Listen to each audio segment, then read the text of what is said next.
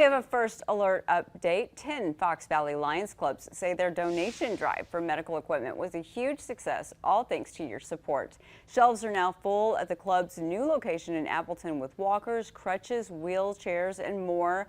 These are pictures they sent to us today. Fox Valley clubs decided to unite to create the Loan Locker to help individuals and families who might have trouble paying for the items that can be very expensive.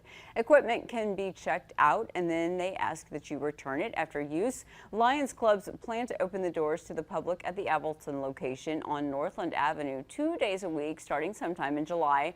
There is also a Loan Locker run by the Larson Winchester Club. Well, Assembly